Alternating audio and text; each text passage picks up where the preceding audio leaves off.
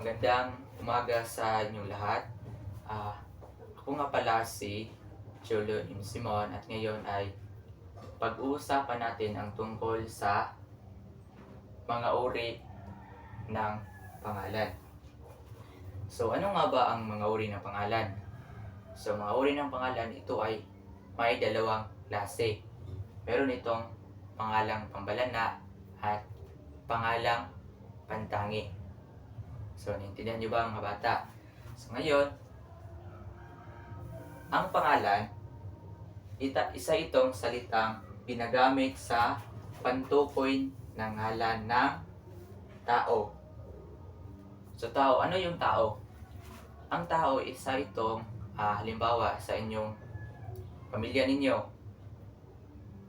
Katulad ninyong magulang, inyong nanay, tatay, kapatid ninyo, kuya ninyo, ate, or inyong bunso. So, ito yung halimbawa sa pangalan sa itong tao. Or kapitbahay ba ninyo? So, kabilang ito sa tao. Pangalawa naman sa ito, lugar. Lugar, o halimbawa ng lugar. So, ang pangalan ng tao, may kabilang din itong lugar. So, halimbawa sa inyong barangay ninyo, inyong lugar. Katulad dito, pangalan ng barangay nito ay isang Talisay. Or kahit anong lugar na pwedeng mapuntahan ng isang tao, pwede itong kasali ito sa pangalan ng pangalan. So, kabilang dito ang lugar or mga area na pwede puntahan ng mga tao. So, yun naman, pangtatlo, hayop. So, ang pangalan ay kasali rin dito ang isang hayop. So, ang hayop, isa itong halimbawa nito yung mga hayop sa inyong tahanan. Katulad ng kung meron ba kayong aso or pusa or kahit anong hayop na pwede nyo meron kayong ibinigay na pangalan. So, kabilang din ito sa ang hayop sa pangalan. So, panghuli naman, isa ay bagay. So, lahat ng bagay, meron itong pangalan. Halimbawa, tulad ng lapis ninyo, yung notebook, papel, or kahit lamisa, or kung ano-anong bagay, kabilang dito sa pangalan. Okay, naintindihan niyo ba? Alright. So, ito yung pangalan. Ito, halimbawa, isang bata. So, ang bata, ito ay konektado sa tao. Dito, tao. Ang bata. Pangalawa naman, paaralan. So, ang paaralan, ito ay isang lugar or area na pwedeng puntahan ng mga tao, nanay, tatay, or lalo na sa mga estudyante na katulad ninyo. Konektado ang paaralan ay konektado yan sa lugar. Right? So, pangatlo naman, hayop. So, ang hayop, ito ay isang mga katulad ng sinabi ko kanina, isang pusa ba, or aso, or ibon, kahit ano na mayroong buhay. So, tulad yan dito sa hayop. So, ito, halimbawa nito is aso. So, ang aso ay konektado siya sa hayop. Hayop. Okay? So, panghuli naman, bagay. So, dito, maraming halimbawa sa mga bagay. Tulad ng sinabi ko kanina, yung lapis ba, ballpen, notebook, yung mga ginagamit niyo is bag, nun. So, ang halimbawa dito, ito, lapis. So, ang lapis, isa itong konektado sa bagay. Okay? So, naiintindihan ba niyo ba ang pangalan? Okay na? So, ito ang buong kahulugan ng pangalan. Or para mas maintindihan niyo ang pangalan ay isa itong mga pangalan ng mga binigay sa isang bagay ba or hayop, lugar, or isang gamit.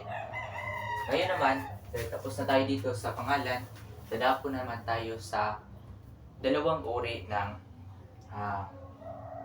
pangalan. So, meron itong pantangi, pangalang pantangi, at pangalang pambalana. So ngayon, ang pangalang pantangi, ang pinakauna natin dadapo ay dadapo tayo dito sa pangalang pantangi. Ang pangalan ng pantangi, ito ay tiyak na pangalan. So tiyak na pangalan yung pangalang pantangi. At ito ay nagsisimula sa malaking titik. So ibig sabihin na ang pantangi, lahat ng mga pangalan ay nagsisimula sa malaking letra. Yan ang pangalang pantangi. Okay. Ito halimbawa, si Jose.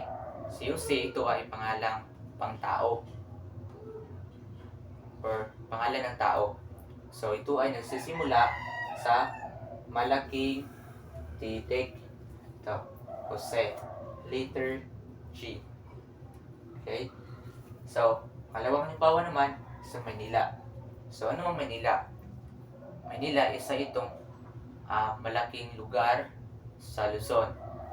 So, ito ang pinakamalaking na lugar sa Luzon or national name of Luzon. So, ay Manila. So, ginagamit ito sa pagsulat ng pangalan Manila ay ginagamit una yung malaking titik. So, malaking M, Maynila. Or kahit anong lugar, tulad dito, Davao City, nagsisimula yan sa malaking letra, sa D. Okay? So, pangalawa naman, halimbawa ng pantangi, ito ay halimbawa ng para lang masaya. So, paralan, isa itong kabilang dito sa lugar, paralan. So, nagsisimula din ito sa malaking letra, para lang masaya. So, lagi natin tandaan na ang mga pangalang pantangi ay isa itong espesyal kasi nagsisimula ito sa malaking letra. Ito, isa lang itong espesyal ang pangalan. So, naintindihan nyo ba ang pantangi, pangalang pantangi? So, simple lang, ang pangalang pantangi, ito ay mga pangalan na nagsisimula sa malaking letra. Okay. Ngayon, tapos na tayo sa pangalang pantangi, dito dadapo na tayo sa pangalang pambalana. So, ang pangalang pambalana, isa itong karaniwang maliit ang titik. So, pangkalahatang pangalan. So, ang pangalang pambalana, isa rin itong pangkalahatang pangalan. At nagsisimula ito sa maliit na titik or letra. Okay. So, halimbawa, bata. So, yung bata ay isa itong konektado ito sa tao. So, kanina, kung dito, ang pangalan, halimbawa sa pantangi ay malaking letra, ngayon, sa bata naman ay maliit na letra. So, ito ang pangalan pambalana. So, bata. O ano pang pwedeng halimbawa dito? Bata or kapatid. Pwede yan, magsisimula yan sa maliit na letra. Kapatid or kapitbahay. Yan. Kalawang halimbawa, paaralan. Paaralan. So, sabi dito, ang pangalang pambalana ay nagsisimula sa maliit na letra at ito ay pangkalahatang pangalan. O, di ba? Pangkalahatang pangalan. So, pwede rin siya sa paaralan. Nagsisimula ito sa maliit na titik o letra. At yung halimbawa, lapis. Lapis, ito ay ginagamit nyo pang sulat or magdo-drawing kayo pwede ito magsisimula, basta sa pambala na nagsisimula ito sa maliit na letra. Pero pag sa pangalang patangi, lahat ay nagsisimula sa maliit na letra. Okay? So, lagi niyong tandaan na ang pantangi ay malaking letra. At pambala na naman, ito ay maliit, nagsisimula sa maliit na titik. Okay? So ngayon, may tanong ako. Bakit dapat natin pag-aralan or bakit natin dapat matutunan kung ano ang mga uri ng pangalan at bakit ito mahalaga sa atin? Okay? So, mahalaga ang mga uri ng pangalan kasi lalo na kapag ikaw ay nagsusulat, so mas mabilis matukoy kapag alam mo kung ano ang uri ng pangalan. So, mas madali makasulat. Ang pangalan din, ito ay mahalaga kasi ginagamit natin ito sa araw-araw kung meron tayong gustong bigyan ng pangalan at para mas mabilis itong matukoy. Okay? So, yun lang po ang ating paksa. Mga paksa natin ay mga uri ng pangalan. Sana meron kayong naintindihan sa talakay na ito or sa paksa natin ito. At yun lang po. Thank you for